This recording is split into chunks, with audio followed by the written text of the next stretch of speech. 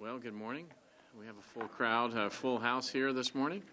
We're here for the Metro Nashville Public Schools budget hearing with me, David Briley, the Mayor of Nashville, and I'm joined this morning by Talia Lomax O'Neill, the city's Finance Director, and Brian Kelsey, the city's Chief Strategy Officer. I see a slew of elected officials in the chamber today. I see Vice Mayor Sherry Weiner, Councilman Dave Rosenberg. I think those are the only council members I see who are here today. Am I right about that? I am. I see 1, 2, 3, 4, 5, 6 school board members. Is that right? I'm going to let you introduce those, Dr. Joseph, if you would. With that, I'll turn it over to you. If you could introduce yourself and those people who are with you, and give us a brief overview of the school's budget, and then I'm sure we might have 1 or 2 questions at the end. Thank you. Well, thank you so much for having us here.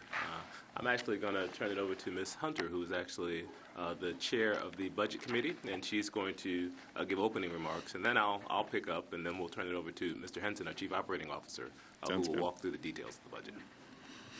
Yes, I would like to personally recognize Mayor Briley and your administrative team, Dr. Joseph and his administrative team, school board representatives who are here, and any other elected officials. We appreciate your presence today.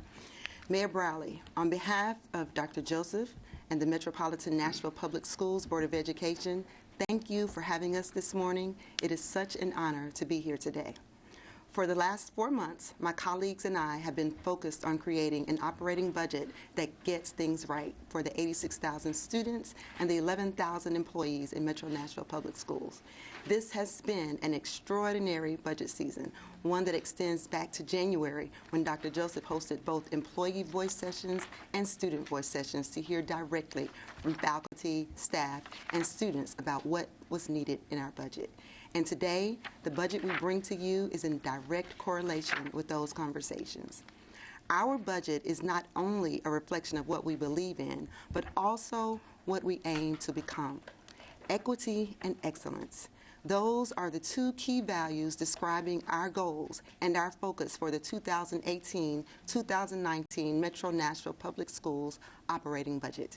To us, equity simply means giving each and every student what they need to be successful in our classrooms. This includes children who receive exceptional education services, gifted, affluent, economically disadvantaged, and our English language learners. Equity means access to high-quality educational opportunities for all students, regardless of their zip code.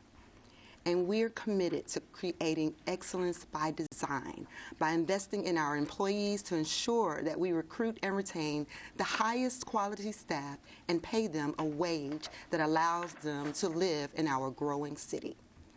But in order to do those things, in order to ensure that our students are provided the basic human right of a free and appropriate public education, and our employees can afford to live in this great city, it is essential that we have the funds necessary to move this work forward.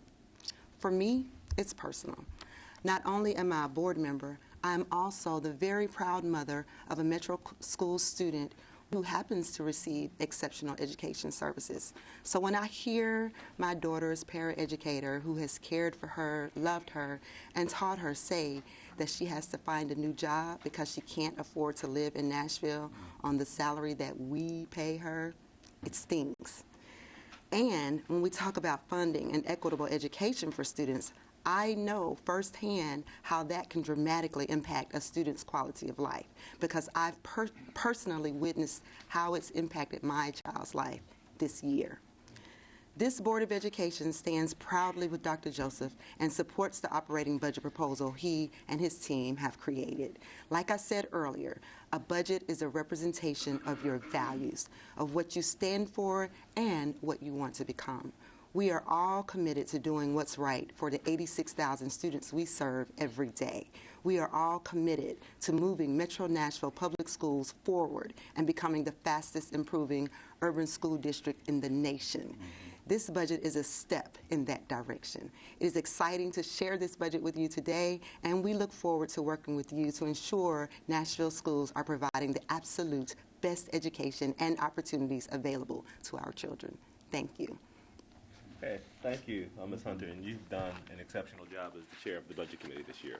We also have with us Ms. Mary Pierce, who is the co-chair of our Budget Committee, who's also done an exemplary job, and we really appreciate navigating us through this process. So we have our board president with us, Ms. Anna Shepard, and our board vice president, Ms. Jill Spearing, along with Dr. Joanne Brandon and Ms. Amy Frog.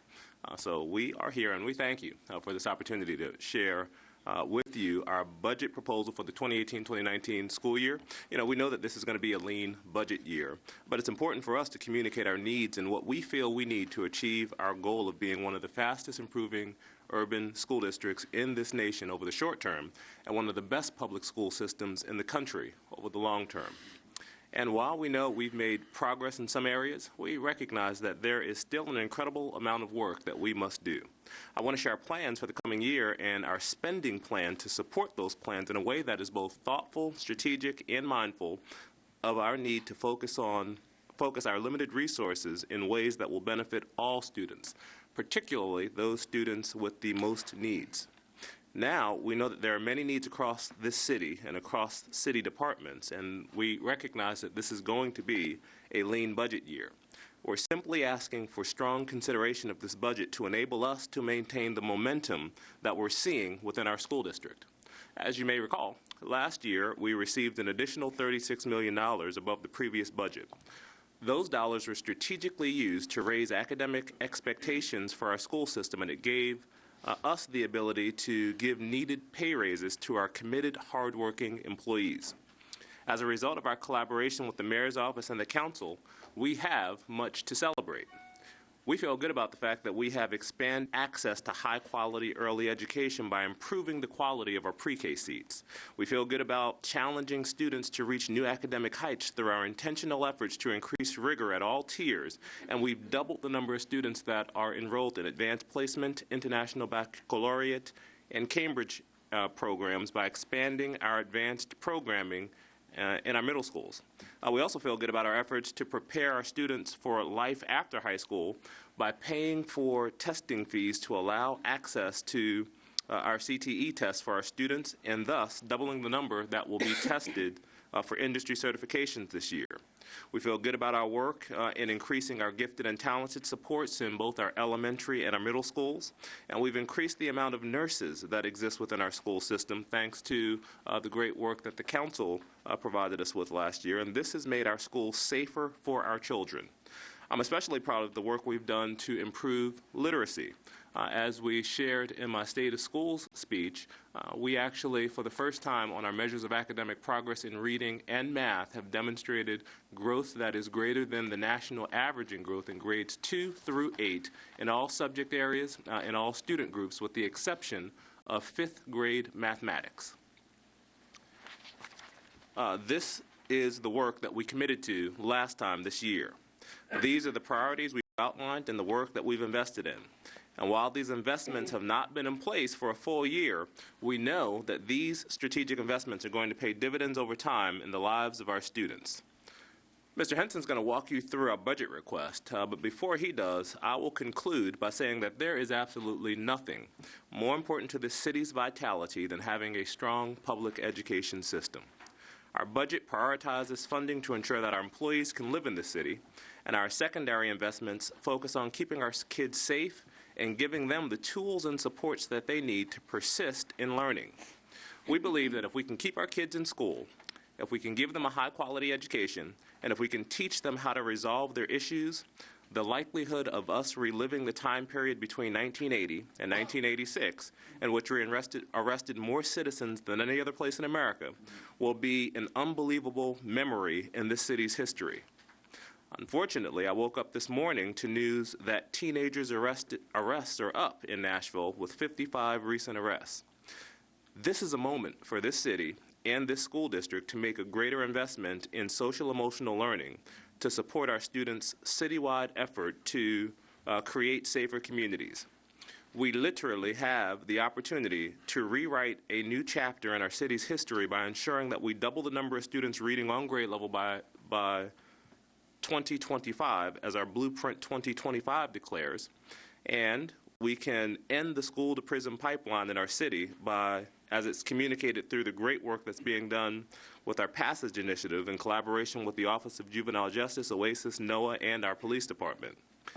In this difficult time of budgets, we simply ask for you, Mayor Briley, to show this city that education is one of our top priorities by giving us a proportion of the city's budget that represents your commitment to making education this city's top priority. At this time, I will pass the microphone over to Mr. Henson, our Chief Operating Officer, who will walk you through the specifics of our budget. Well, thank you, Dr. Joseph. If you will turn, I believe you already have, to page 1. The page numbers are in the bottom right corner. Page 1 is a summary, represents a summary of changes from the current year budget to the proposed budget, and I'll spend the vast majority of my time on this page. At the top, we have employee compensation, and we are proposing a 2.5% raise, 2.5% cost of living adjustment for all employees, plus a step increase for all employees. And so you can see the cost, the estimated cost of the certificated salary step increase, the certificated 2.5% salary increase. Certificated simply means positions that require a teaching certificate. Those are differentiated from our support employees, which would be positions that do not require a teaching certificate, but both groups, we're proposing a 2.5% raise plus a step increase. Our certificated employees, their insurance is governed by the Employee Insurance Trust, which is made up of 3 school board members, 3 MNEA representatives, an administrative representative, and a retired teachers representative. And they have voted on a 7.9% premium increase for next year for that Employee Insurance Trust Fund, which is a separate fund.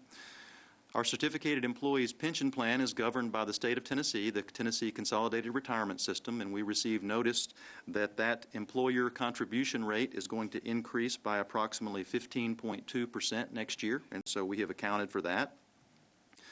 We understand that there will not be an increase in the support employees' pension or insurance costs. Our support employees' benefits are governed by the Metro Employee Benefit Board, and so we do not reflect any change there for our support employees' benefits. We do take into consideration FICA savings. This would represent where employees have their insurance premiums deducted pre-tax, and so there is an employer savings for FICA, as well as we go ahead and reflect on the front end the savings throughout the year for vacancies and turnover that will occur within the school district, within our 11,000 employees. This is an estimate based upon historical, but we take this into consideration on the front end. So if we just look at the subtotal for employee compensation, it's a little over $27 million, approximately $27.2 million. I will add on the insurance, both our certificated employees and our support employees. The employer or the school district pays 75% of the premium, and the employee pays the other 25%, the same as Metro government employees. Middle part of the page, we have some other additions, inflationary increases and other required expenditures. A lot of this would be related to contractual increases moving from one year to the next, and other types of things that we just have as inflationary moving from one year to the next in an organization as large as ours. Our charter school enrollment will continue to increase next year.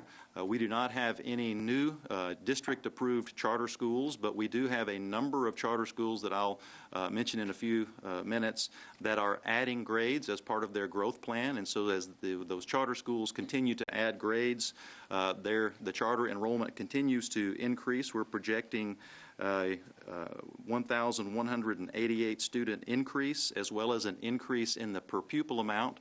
By state law, the total state and local revenue per pupil amount must be transferred to charter schools, which basically is the entire general fund operating budget per pupil amount being transferred to our charter schools. We also are reflecting a decrease in number of students from the original projections this past year, 2018 projections. As we have communicated previously, We had projected initially approximately a $1,500 student increase for this year that we're in. We did not see that increase, even though we had seen a student enrollment increase for the last 15 years. This would be the first year that we did not see that student enrollment increase, which was a surprise. At the bottom part of the page, we have proposed changes, and I'll briefly touch on some of these. The first would be in our Human Resources Department. We are proposing to add 4 talent acquisition partners for our Human Resources Department to recruit teachers. We have struggled to fill all of our vacant teaching positions, and so this would add 4 talent acquisition partner positions in our Human Resources Department. You may have heard that we are looking at a revamping, reorganization, and enhancement of our social emotional learning program, which involves several of these accounts below: the Student Support Services account, the Central School Counseling Services account, the Social Emotional Learning account, and the Community Achieves account. All are within that change within our social emotional learning area. We also are proposing an increase with our textbooks. This coming year is the science adoption as well as the fine arts, health, and wellness adoption. We are only proposing an increase of $2.5 million, realizing this would not be near enough to actually purchase all of the science textbooks that would be needed through this adoption. The science adoption, textbook adoption is an expensive one. All of the subject areas are basically on a 6-year rotation. So you have every 6th year, you have a new subject area through the state adoption for textbooks. We also are reflecting about a $500,000 increase on our health services contract. The vast majority of our nursing services, as you probably know, are provided by the Metro Public Health Department. And so, as Dr. Joseph indicated, we're very appreciative last year of the council approving additional funding for the Metro Public Health Department to provide more nursing services to our schools. This simply reflects the increase from year to year for our nursing contract with the Metro Public Health Department, at, as I said, is approximately $500,000. The next line, account 2820, reflects our proposal to upgrade and increase the pay rate of our special education and pre-K paraprofessionals. These are individuals that work directly with students in classrooms with teachers. We have had a difficult time recruiting and retaining our paraprofessionals, and so the proposal is to increase the pay grade of those particular positions by 2 pay grades to attempt to help us and assist us with recruiting and retaining those very important positions. We also are reflecting in account 2232 a decentralization of our reading recovery program, where instead of having specific reading recovery teachers that are provided through the district budget to schools, schools will be allowed to purchase those positions if they want to continue the reading recovery program with the current model in their schools. Those particular individuals will be guaranteed positions, and if they choose to teach kindergarten, first grade, or second grade in one of our 21 priority schools, they will receive a $2,500 stipend in addition to the raise and step increase. We also have our student-based budgeting formula, which we use a weighted student funding formula for our schools. We enhanced the allocation model at $7.2 million. That mainly went to providing additional funding in excess of $5 million to the special education weight in our weighted student funding formula, and another $2 million for our English learner students weight in our student-based budgeting formula for that $7.2 million. Dr. Joseph challenged us to look at reducing travel costs, and you'll see that we, in various accounts throughout the budget, we have reduced our travel costs or our travel budget by approximately $841,000. And then we just have various line items throughout the line item budget that reflect additions and reductions. That would be the remainder of those items under proposed changes. Total proposed changes would be a reduction of 89 positions. and an increase in the budget of approximately $44.7 million, which represents a 5.1% increase, getting to a proposed budget of just over $924 million. So I'll stop there and see if you have any questions on this summary page. Before we ask any questions, I do want to sort of make a little bit of a statement. Obviously, I think I've said it enough times that I hope everybody understands that public education is a top priority to me, and ensuring that we provide a pathway for every person in our town, regardless of what zip code they live in, to succeed is, I guess, the fundamental thing that we do as a community. And part of my responsibility in my 43rd day here as mayor is to make sure that at this moment we ask on behalf of all the taxpayers in this county hard questions about the budget and about the process, about how you got here, and I don't want anybody to be confused about why we're asking them. When we work with Council Lady Taneka Vircher, the Chair of Budget and Finance, who's joined us in the coming weeks to pass a budget, it's important that everybody in this town understand that we've done our job to make sure that the single biggest line item in the Metro budget is something that's been vetted and everybody can have the highest level of confidence in. So we may ask questions that are pointed, but they're because we have a fiduciary responsibility to do that in this context. So I have a couple of questions that I'll ask, and then I know Talia and Brian will have questions as well. And a couple of very specific things.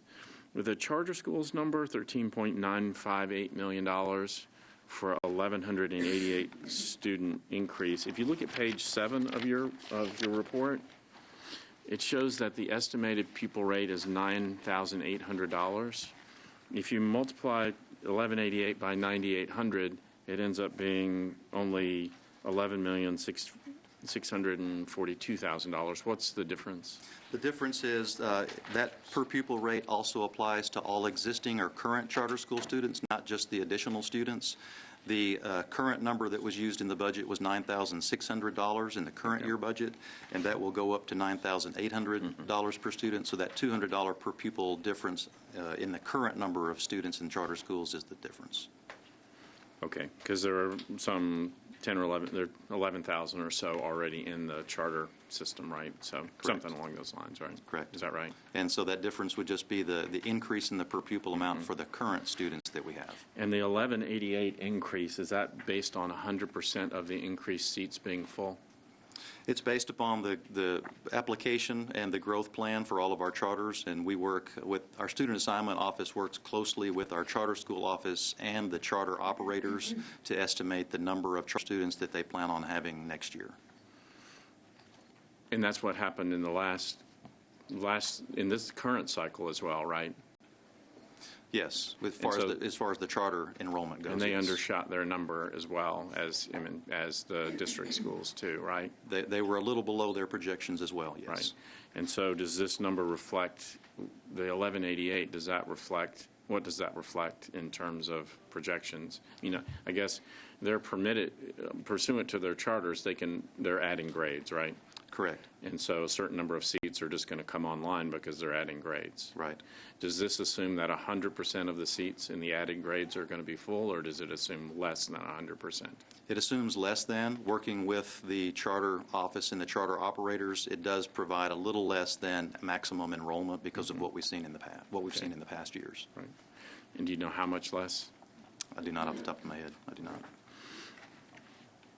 Okay. The second question I have is sort of follows on the enrollment projections. So the projected enrollment for 18-19 is the same projected enrollment as 17-18 as your actuals for 17-18, is that right? It's basically flat. We are projecting a very slight increase of approximately 300 students, but with the number of students that we have in total, that's basically flat. And that's a comparison of the current year actual enrollment to the projected enrollment for 18-19 for next year. I guess I didn't understand what you meant when you said that adding 300 is basically flat. What does that mean? That's just a small increase, is that what you're saying? Yes, with 86,000 total students, a 300 student increase would be, we would consider probably flat. And how was that calculation made? There are a number of factors that our Student Assignment Office uses to determine what the student enrollment projections will be for the next year. Right. They use historical enrollment, birth rates in Davidson County, cohort survival rates, a linear regression, students per household, school choice demand, any new school openings, which we do have one this coming year. The new Eagleview Elementary will be opening in the Antioch area. School closings and consolidations, which we also have this year with Glenn Elementary consolidating with Caldwell Elementary. Any school zone changes, new residential development coming online, working very closely with the Metro Planning Department, building permits, and land use. And so there are a number of factors that our Student Assignment Office uses to determine, to project student enrollment. Right.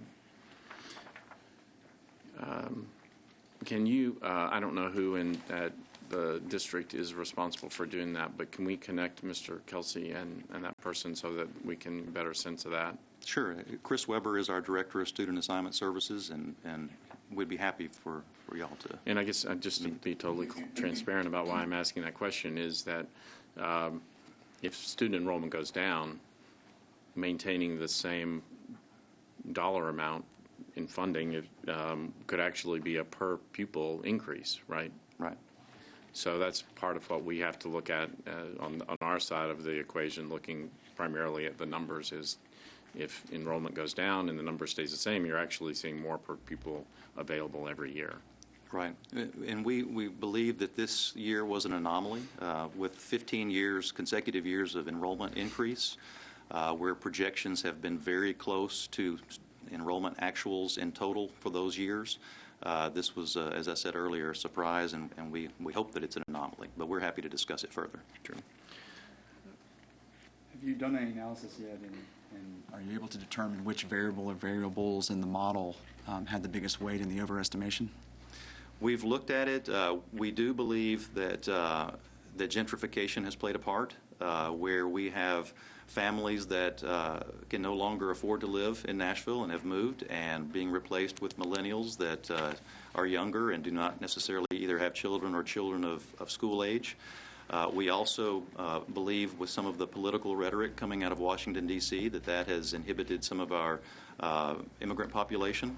And so we'd be happy to have our Student Assignment Office delve deeper, and which they have, to provide more detailed answers. And in the context of 17-18 budget, I guess by day 20 you were aware that the enrollment number was off what had been projected. Is that right? That's correct. We typically receive the official day 20 number late September, which reflected approximately a $500 student decline. However, we have seen over the years, not all of our students come back to school when school starts, or even within the first month or so. They start trickling in if they leave the country or go somewhere else. And so we typically use our 40-day count, or month 2, as our quote-unquote official enrollment. And so we were hoping to see an increase from our 20-day enrollment, but we did not. So we did see that first in late September, that first count, that 20-day count, and then the 40-day count in late October verified that we actually were going to see an enrollment reduction. And so what steps did the district take to reduce expenditures after that became clear? We instituted a modified hiring freeze later on. It wasn't at that particular time. because we did not know what the actual effect would be on our state BEP funding. We did not receive that state BEP funding estimate with our new numbers until January, and so we instituted a modified hiring freeze. We instituted a freeze on the purchase of food, a freeze on travel, which required additional approvals, and also additional approvals at the school level to purchase certain things. So that was after meeting with Metro Finance and discussing the fact that we were going to see a state funding shortfall from what had originally been budgeted, and then also following up with what Metro Finance has done with the hiring freeze. We wanted to follow suit and attempt to mitigate as much as we can and align our spending with what we believe we're going to receive in funding.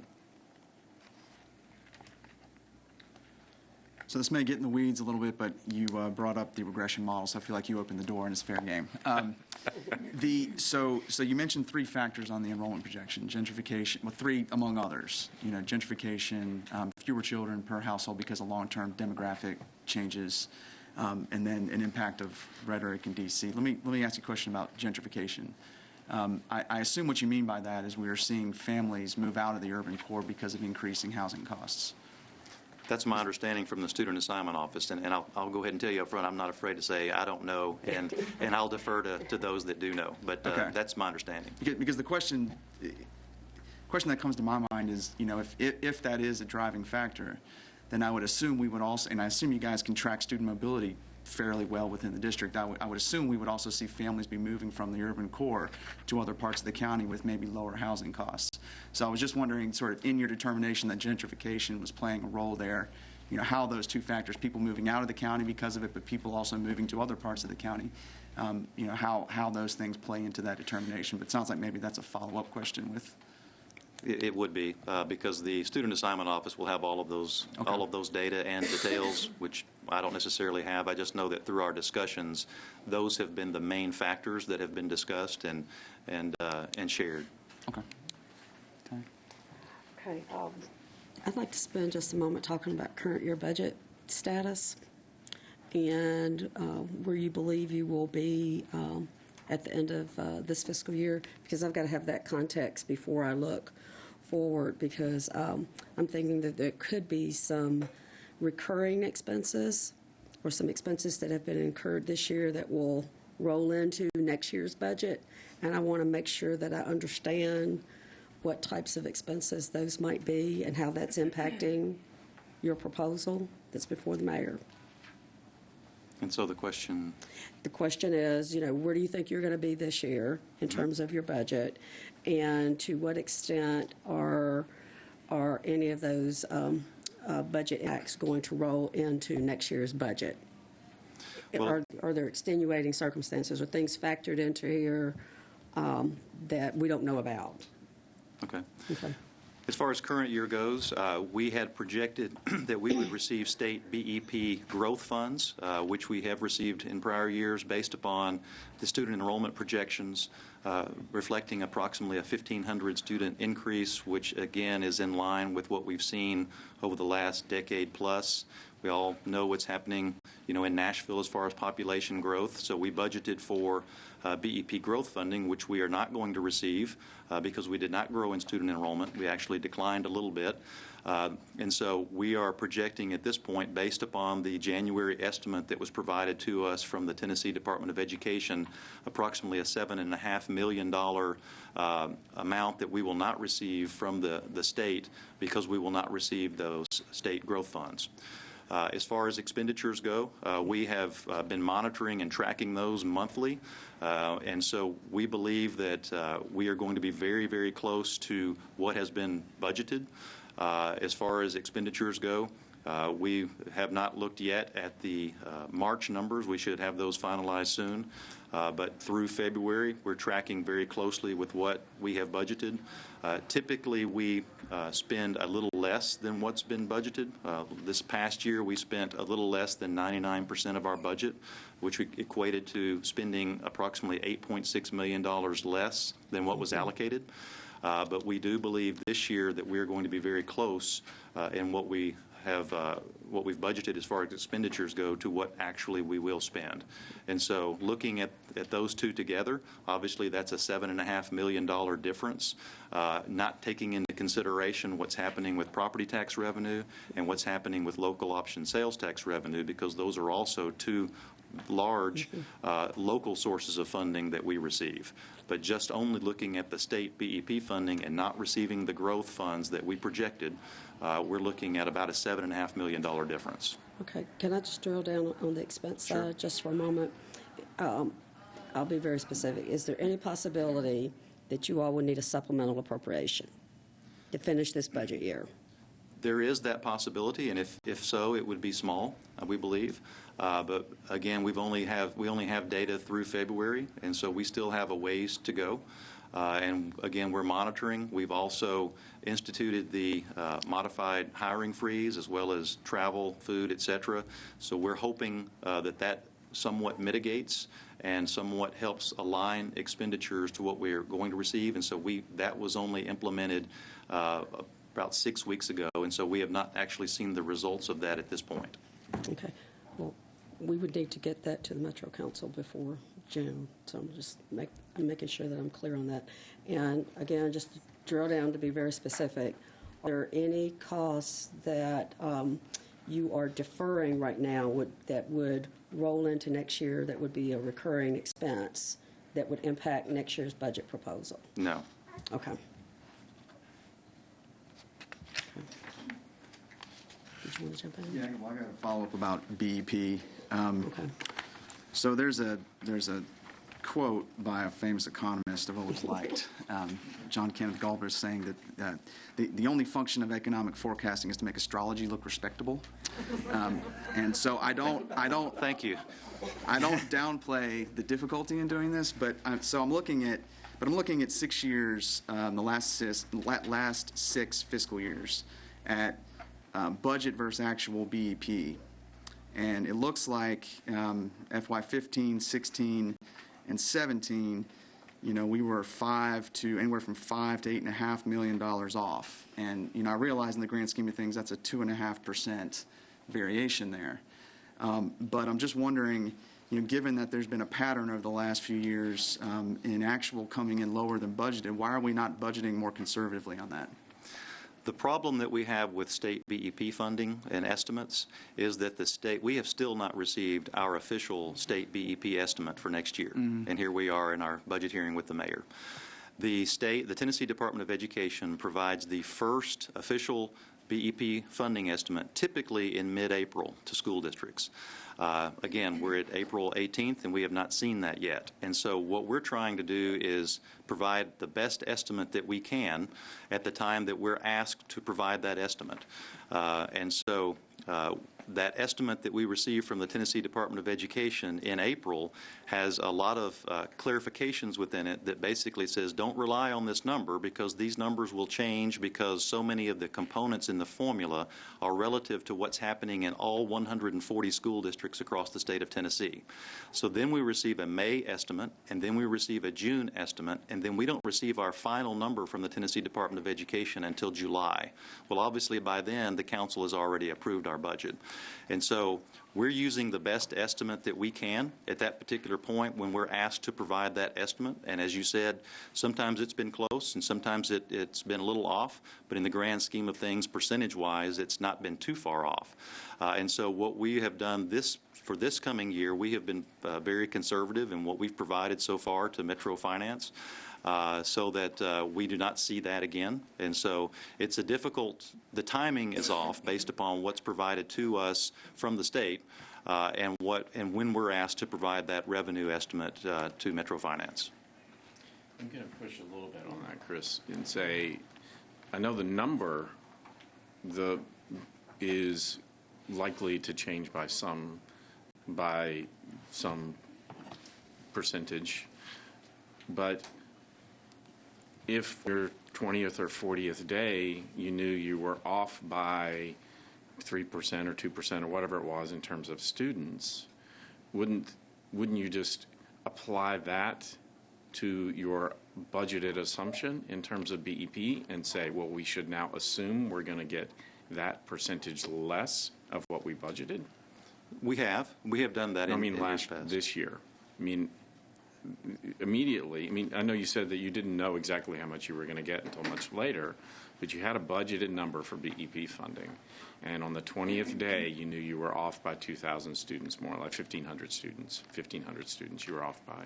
So don't you on that day just immediately have to assume we're going to get that percentage less, 2% less, more or less, in terms of total funding from the state? Well, it's not quite that simple. It's a very complex formula, and there are changes that occur from when the state provides us our actual number in July up until they give us a revised estimate in January. One of those changes is in the state insurance premium, which is on a calendar year basis. And so we don't know what's going to happen with that. And there was a change with that affected the formula. There's 45 different components in the formula. And so we knew that we were going to receive some amount less. We didn't know how much it was going to be. But at that point, our expenditures basically were set because the vast majority of our costs go out to schools, and our schools' calendars, our schools' student schedules had been set, and so we realized that we might be a little low in our state funding. We didn't know what would happen with the two other areas, the major areas of funding that we receive, which would be property tax revenue and sales tax revenue. And we also realized that we do have a fund balance, even though that it's not large. But one of the functions of a fund balance is if you have projected revenue shortfalls. Another function would be any unforeseen expenditures. And so we had an idea at that point, but we didn't know necessarily what the exact amount would be. Right, I understand there are a lot of different factors that come into the BEP formula. The only one we know with certainty is enrollment. So if you know, the only one you know with certainty, you know that it's 2% less, more or less. I guess the assumption I would make is that we then have to assume we'll get that percent less of total funding because our budgeted number, it's got all these assumptions built into it, none of which we totally know until the very end. The one we do know with a high level of confidence is the enrollment number, right? But the BEP formula is based on prior year enrollment. It's not based on current year enrollment. And so the prior year enrollment would go into consideration with determining what the BEP funding would be. And then on top of that, we budgeted what's called BEP growth funding because that is provided to school districts who actually grow in student enrollment to provide additional funding to educate those additional students over and above what was in the prior year enrollment. And so the difference was in that BEP growth funding estimate that we used in estimating what our funding level would be.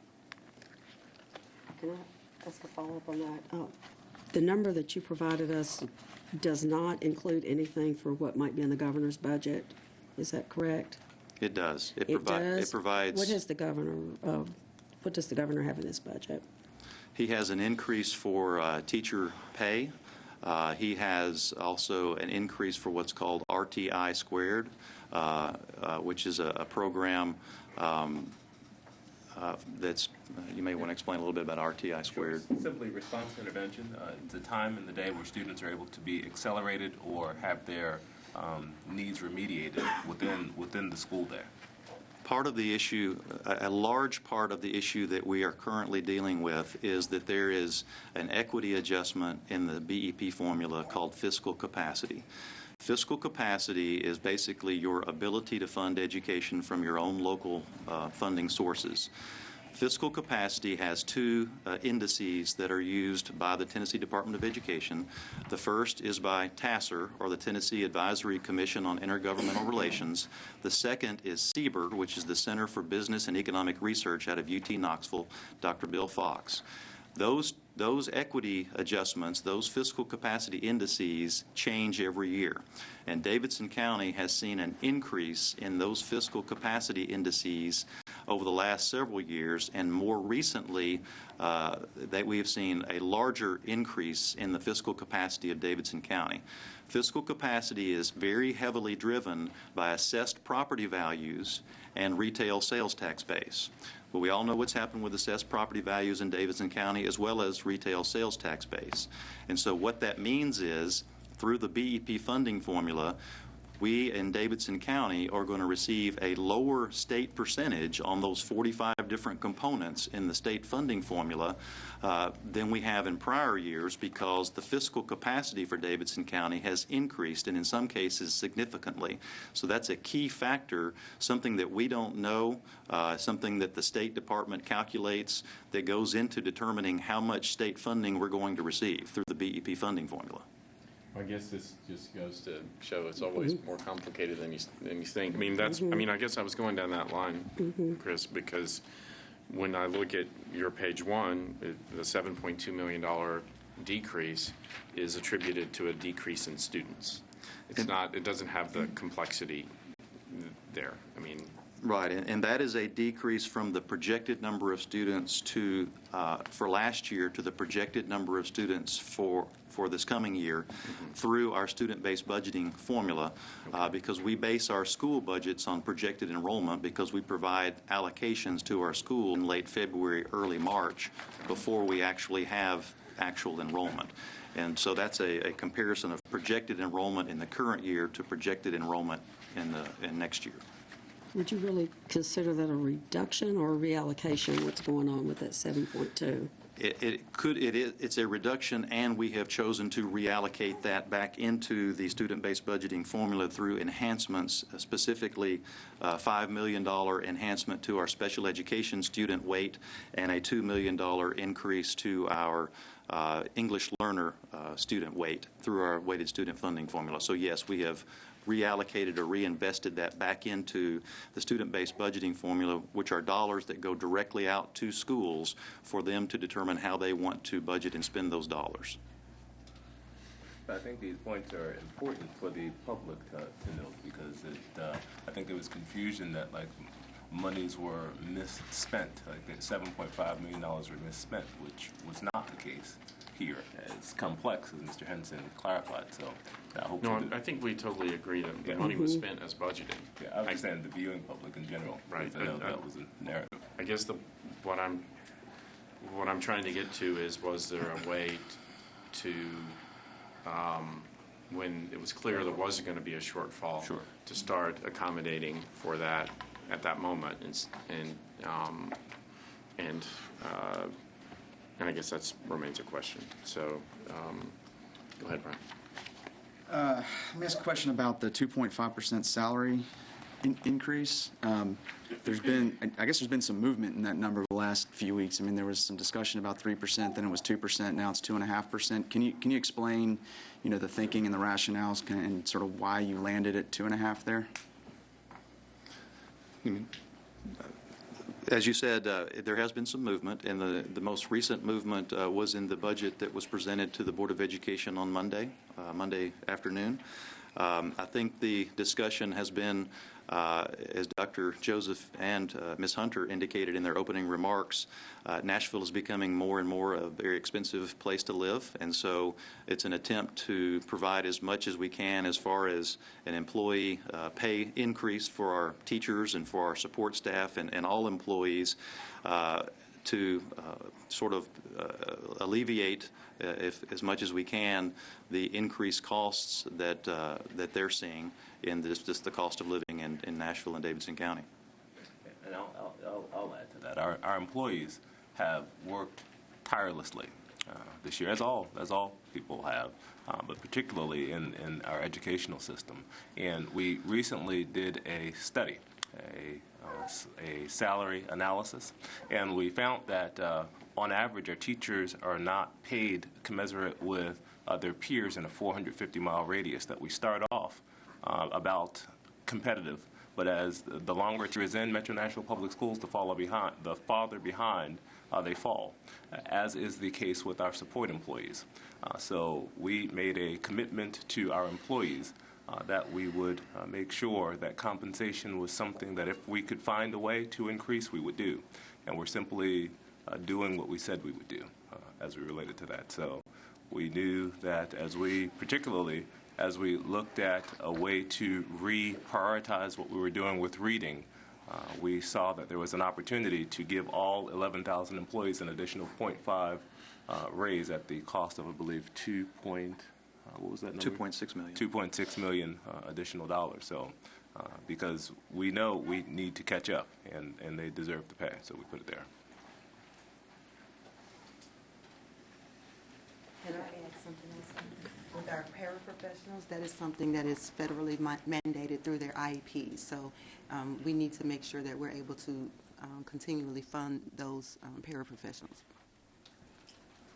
This is a small item on your list, but I do want to make sure I get clarification on it because there are several council members in the room.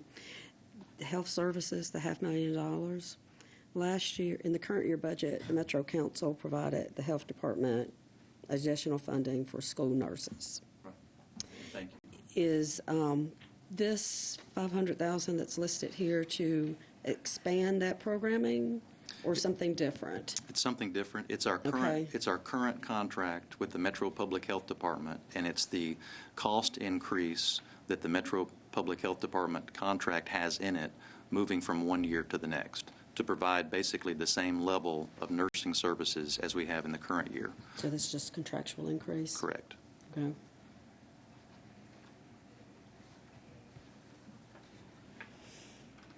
You mentioned the undesignated fund balance. What do you expect it'll be at the, what's your estimate for June 30th? The undesignated fund balance that was estimated at June 30th, back at the beginning of the fiscal year, was in the neighborhood of $42 million, approximately 4.8%. If we were to, and again with so many different factors, but if we simplified it and we spent all of the money that was allocated and we received $7.5 million less from the state through the BEP formula that we budgeted, it would be somewhat less than that 4.8% number. I don't have it off the top of my head, but I can calculate it pretty quickly. So is that the best assumption right now, is that it'll be you'll spend the budget as expenses, 100% of the budget expenses, and get $7.5 million less in total revenue? Is that the best? Not taking into consideration property tax revenue and local option sales tax revenue, which are big parts of our total funding. So if we totally ignored those two, yes, that would be my assumption.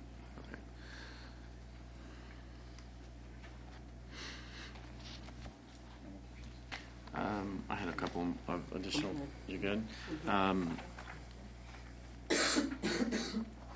So this is probably to you, Dr. Joseph. The budget that was initially presented to the school board maintained funding for the reading recovery program. It was only at the special called meeting Monday, where that was where there was a change made in terms of that programmatically.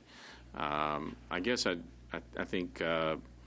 I'd like to hear why the decision was made, what I would say at the last minute, to make that change. Thank you for asking me that question. Sure. Yes, greatly appreciate it. So, when I came to this district 22 months ago, one of the things I talked about was that a district will never move forward if it continually remediates itself into excellence. No district ever remediates itself into excellence. We had to focus on first instruction. When I came into the district, one of the things that I saw, is just kind of looking globally, was that there wasn't as much of an effort on first instruction and high quality instruction. That was something that actually my transition team identified as one of the first goals in that student achievement committee, was that we had to raise the level of expectation for all kids in all schools and all programs, particularly in literacy. That first day on the job, we declared that literacy was going to be a focus within this district. So as we went through the year, when we met with Talia last year and had great conversations, one of the things Talia recommended that we wholeheartedly agreed in was that as we developed our strategic plan, it was going to be essential for us to begin aligning our dollars to our strategic plan and programming. So Mr. Henson recommended that we partner with an organization called Allaview to help us begin prioritizing our budgets to the strategic plan. One of the areas that we said we were going to focus on first was literacy. So we had 7 bucket areas where we're looking at how we're spending dollars closely, and we're having to have the tough questions, ask the tough questions about return on investment on those dollars that we're putting into big programs. Reading recovery and literacy were one of the programs that we had been evaluating. Reading recovery specifically had been evaluated for years. Last year, we actually had a study that indicated that we were not getting a good return on investment with the program. There were lots of questions from the board about it last year, about the return on investment piece. There were questions about the methodology because our team did it internally. But we were spending, I believe, in total, it was about $7.2 million in reading recovery. So this year, earlier this year, I want to say September, we initiated a external company to look at the program, Hanover Research. They conducted the study, which I received on Wednesday of this past week. We're in the middle of a budget season, but I got it last Wednesday. When I got that, coupled with the report that I already had, and the Hanover report verified what the original report identified, which is we're not getting a return on investment, we had planned a retreat, a board retreat, on Friday and Saturday. There was supposed to be one full-day retreat and then a half-day. Full-day Friday, half-day on Saturday. I put it, every week I send in an update to the board, and I give lots of information. We were going to talk about reading recovery. I was going to bring it to that meeting to have the discussion. We were not able to have that meeting, but I was able to meet with Mrs. Hunter as board chair in an individual meeting with the team, then Mrs. Pierce as a group meeting with the team, and then I talked with our board chair, Anna Shepard, and said, this is a tough budget season, and as things are going, we're going to discuss this. We got to put on the table right now whether we should continue to spend $7.2 million in a program that's not giving us a return on investment. The decision was made. The question when you look at reading recovery, without question, reading recovery is a very well-researched program that has gotten inconsistent results around the country. It's a matter of implementation. A lot of times with the reading recovery I've found, it's not that you don't have high-quality people. I actually would argue, being a reading specialist myself, that reading recovery teachers are some of the most highly skilled, well-trained teachers you will find in reading. But sometimes you can have a great player, but you can be in a system that doesn't get your results. We see that quite often with athletes, to give an analogy. Right? So what we said was, in talking to the board leadership that I talked to, the question became, so how do you go about ensuring that those teachers could they be re-envisioned and redistributed in a way that would put them in our neediest schools, focusing on first instruction because they're highly trained teachers? How could we incentivize those teachers to go to provide first instruction? And how can we address the 21 schools that we have on the state cusp list, meaning that they were in the bottom 10% of performance, and accelerate that performance? And how could we get more teachers trained in literacy practices? By decentralizing the reading recovery positions, by taking those 86 positions and taking them off of the central office budget and giving principals the opportunity to keep those teachers if they needed to keep them, but also incentivizing those teachers to shift to focus on first instruction, we actually think it's a better system, and it's one that will get better outcomes at scale.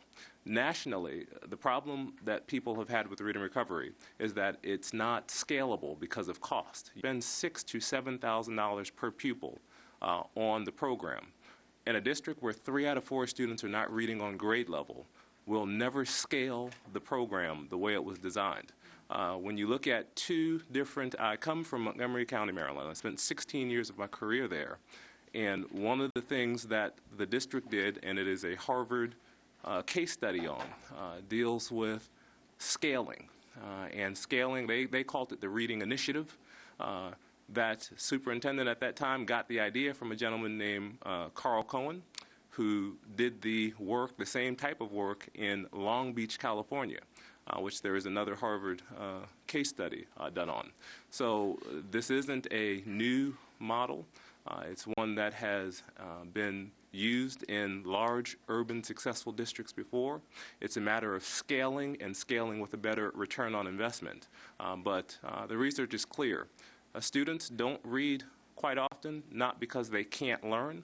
They don't read because they haven't had high-quality first instruction.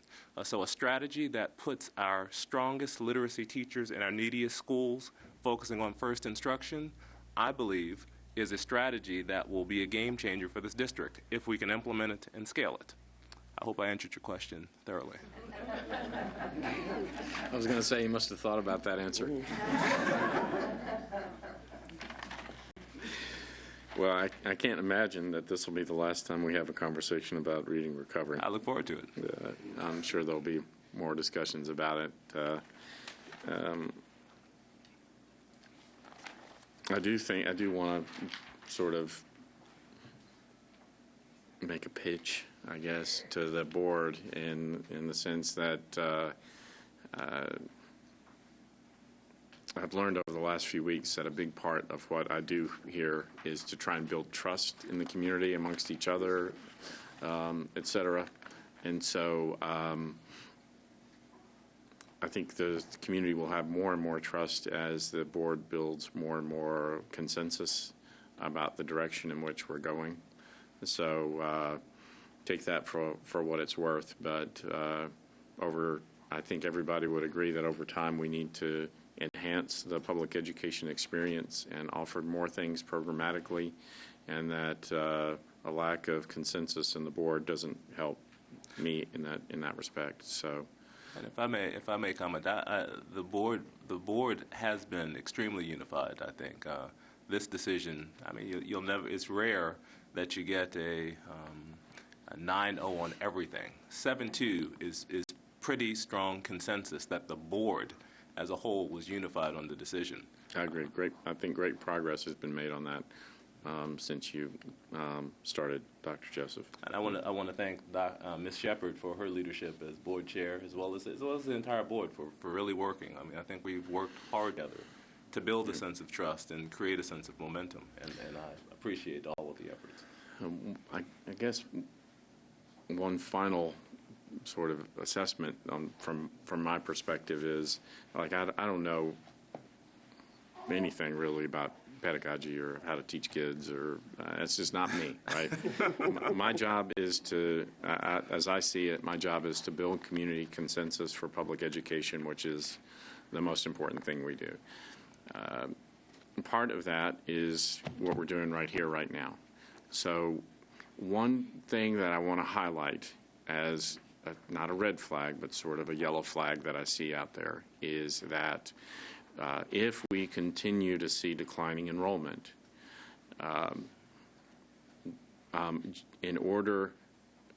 we've got to be very careful to look at per pupil funding and make sure that we're not seeing per pupil funding go up without additional services being provided to those children. And so I've seen the presentation, the PowerPoint from MNP Next from last fall, and it indicates that there are quite a few schools that are under-enrolled. And I'm guessing that if you look at per pupil cost for students in some schools, it's much higher than per pupil cost for students in other schools. Yes. And so if we want to build community consensus around additional resources going to public education, I think the board is going to have to look very hard at how we're expending the money that is being delivered, because I think I saw, and this school may have already been confronted, but there was one elementary school, I believe, that is below 50% in terms of enrollment, at least as of the fall of last year. That was Glenn Elementary School. So, and then there were consolidated. So, I mean, I encourage you to focus on that and to be prudent with the resources that come. I know those are hard. I'm not suggesting those are easy decisions, but that's why you're getting paid the big bucks over there at the school board to look at those very difficult questions. And I think that's especially true if we continue to see the sense of the core of this city losing children in that area over time. So I hope you'll look closely at that. And then I guess I'll anything else? Okay. I'll close by saying that in my 43 days, especially yesterday, I have learned that that is an incredible privilege to be in this spot, because I guess uniquely in our town get to participate in decisions that have great impact on the 80 some odd thousand children in Metro Public Schools. I have equally learned that I've got no good decisions this year, sir. There's not a good decision to be made this year. I mean, it's all a question of trying to do what is best within the resources that are provided. And so I will do my best to make the right decision for the students in the district this year. I hope that everyone understands that I have a solid commitment to building a consensus for more resources going to public education, because that is what we got to do first. If I may say, you have been a champion for education and a solid supporter of public education in Nashville, and we know you'll do the best for us with what you have, and we appreciate all that you do. Thank you. And one final thing, Dr. Brandon, is this your last budget hearing? Well, if everyone would join me in a round of applause.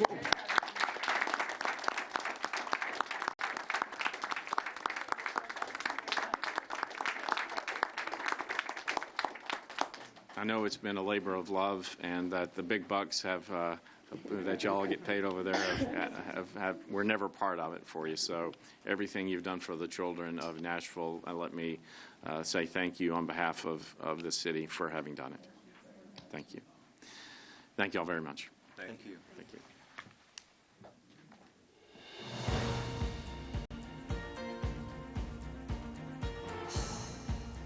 This has been a service of the Metro Nashville Network. If you would like to see this presentation again, or for more information about this and other programs, visit nashville.gov.